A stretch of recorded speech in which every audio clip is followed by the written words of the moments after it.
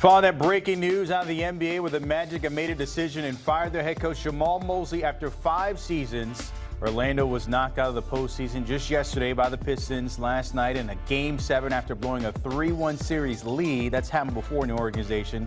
Mosley made the playoffs 3 times during his tenure with the Magic, but failed to advance past the first round.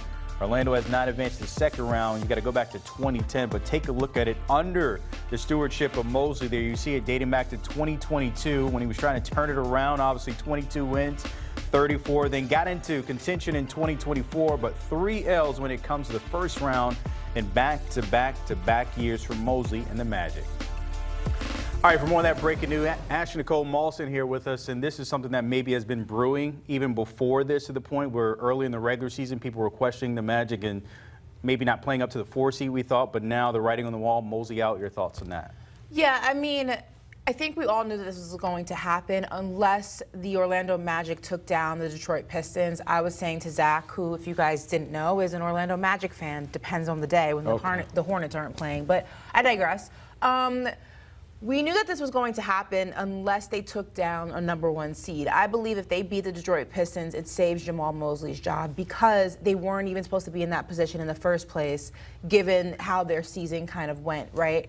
But it's hard for me to put the sole blame on him for the shortcomings of the Orlando Magic for a multitude of reasons. I think, for one, the team wasn't healthy. That's not the coach's fault. That is just a byproduct of playing a competitive sport for 82 games, is that there will be injuries, and it's up to the coach to make do or make good with what he has at his disposal, right? So the injuries are not on Jamahl Mosley.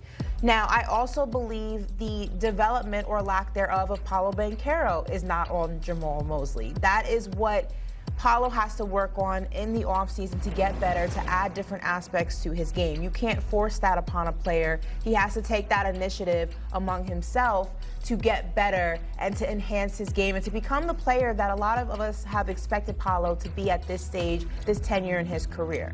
Now, what is on Jamahl Mosley, though, I think, is a lot of the offensive woes that we have kind of seen the Orlando Magic go through.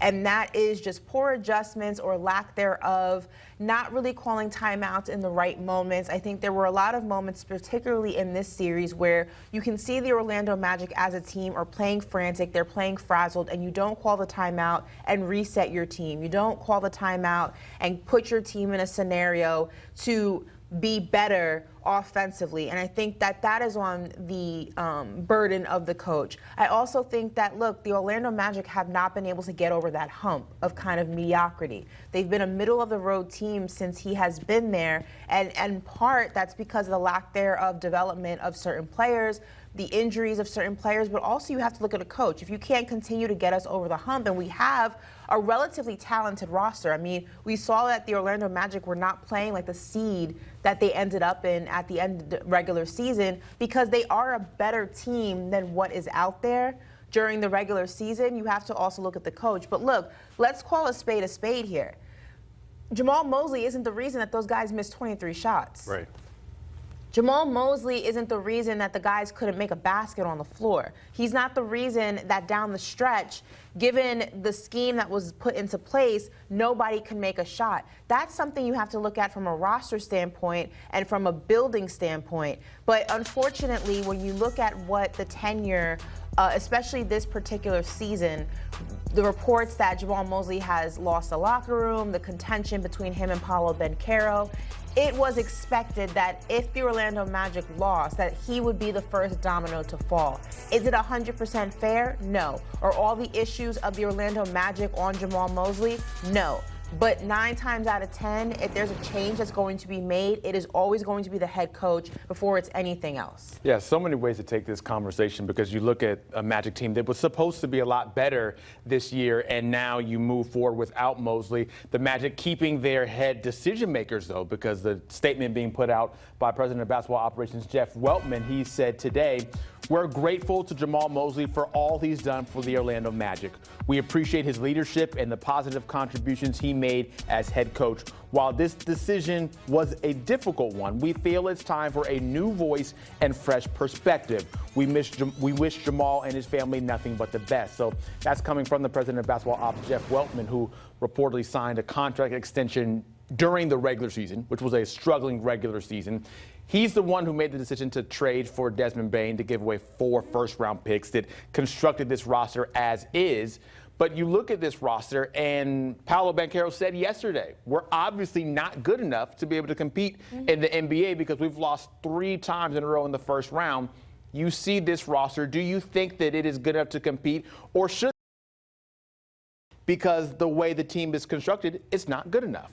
It's a few things. I think that, you know, the Orlando Magic have a very stagnant half-court offense that was glaring, especially in this series against the Detroit Pistons, right? And it was mostly glaring in Game 6 and Game 7. And during the regular season, I mean, if you look at their stats, they ranked bottom 3rd in league in offensive rating, right? So they tend to rely more on individualism versus collective cohesiveness as a team. And what I mean by that is they rely on the brilliance of, say, a Franz Wagner on his own, or a Paolo Banchero on his own, or a Desmond Bane on his own. But the issue is that they haven't figured out how to collectively combine those into a winning team. And you can't win basketball games, especially when you talk about the playoffs, when you're allowing guys to go out there and be brilliant on their own, but not in a unit. And that's the difference when you look at when they go against a Detroit Pistons team, for example, who, especially in Game 7, figured out a way to play collectively as a unit. You had Cade Cunningham, you had Tobias Harris, Jalen Duren stepped up. It is something that has plagued the Orlando Magic, specifically in this regular season, and I don't know if that's fully on the coach. I don't know if that's fully on the front office. For me, it's a matter of guys on the floor have to be able to play together, and I think some of that responsibility falls on the individual players. Yes, you as a head coach have to take what's on your roster and figure out how to make it work, and in that aspect, Jamahl Mosley failed at his job. The front office, though, has to be looked at and said, maybe the pieces that we have on the floor do not work together in the way that we need them to. They may work on paper, but that doesn't translate to the game. And if that is the case, which it looked like in this offseason, or rather this postseason, the front office failed at their job. And I go back to what I'm saying about Paolo Banchero. Paolo has not taken the leaps and strides in his career as what we think can be a bona fide superstar in this league and the leader of the Orlando Magic in the way that he needs to. He still doesn't have a mid-range game. He still doesn't have a three-point game that is reliant. And at some point, the finger has to be blamed at the guy who you put so much faith in that he can lead this Orlando Magic team as to what are you doing or not doing in the offseason that you're not taking these next strides in your career. The unfortunate reality is that that conversation will happen after you change the head coach. I do not think that Jamahl Mosley is fully at fault for what transpired. I think that he is the easiest piece to remove, especially when you talk about the fact that he has lost the locker room, allegedly, that Paolo Banchero is not his biggest